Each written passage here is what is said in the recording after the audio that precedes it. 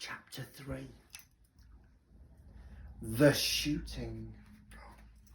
Wonder what this bit's about.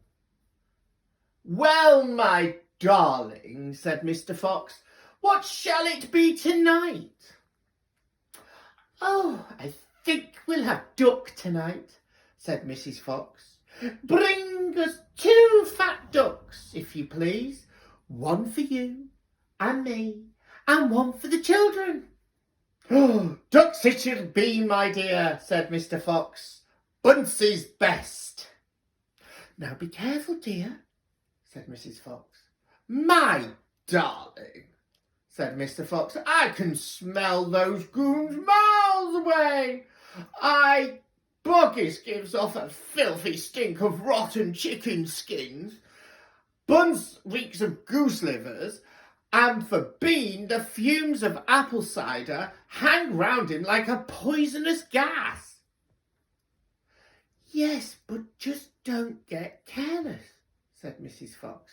You know they'll be waiting for you, all 3 of them. Don't worry about me, darling, said Mr. Fox. I'll see you later.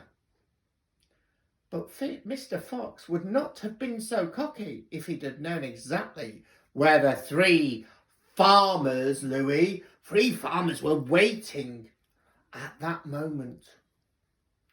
They were just outside the entrance of the hole, each one crouching behind the tree with a gun loaded.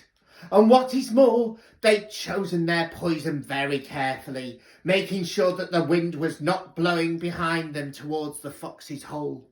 In fact, it was blowing in the opposite direction. There was no chance of them being smelled out. Mr. Fox crept up the dark tunnel to the mouth of the hole. He poked his long, handsome face out into the night air and sniffed once. He moved an inch or 2 forward and stopped. He sniffed again. He was always especially careful when coming out from his hole. He inched forward a little more. The front half of his body was now in the open. His black nose twitched from side to side, sniffing and sniffing for the scent of danger.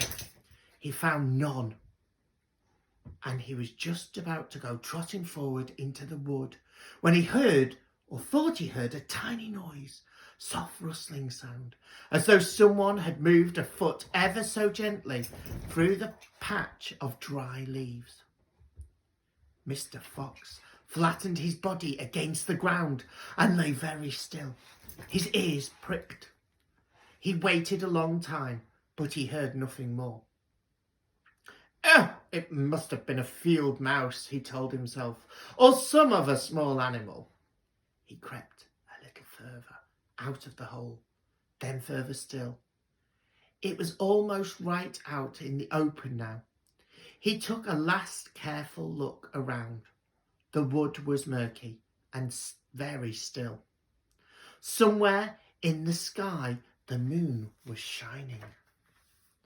Just then, his sharp night eyes caught sight of something bright behind a tree not far away. It was a small silver speck of moonlight shining on a polished surface.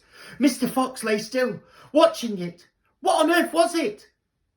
Now it was moving. It was coming up and up. Great heavens, it was the barrel of a gun! Quick as a whip, Mr. Fox jumped back into his hole, and at the same instant, the entire wood seemed to explode around him. Bang, bang, bang, bang, bang! The smoke from the 3 guns floated upward in the night air. Boggis, Bunce and Bean came out from behind their trees and walked towards the hole. Did we get him? Said Bean. One of them shone a flashlight on the hole, and there on the ground, in the circle of light, half in, half out of the hole, lay the poor, tattered, blood-stained remains of a fox's tail. Bean picked it up. We've got the tail, but we've missed the fox, he said, tossing the thing away. Bang and blast! said Buggis. We shoot too late. We should have let fly the moment he poked his nose out. He won't be poking about any time in soon, Bun said. Bean pulled a flask from his pocket, took a swig of cider. Then he said, I'll try 3 days at least before he gets hungry enough to come out again. I'm not sitting round here waiting for that. Let's dig him out. Ah, said Buggis. Now you're talking sense. We can dig him out in a couple of hours. We know he's in there.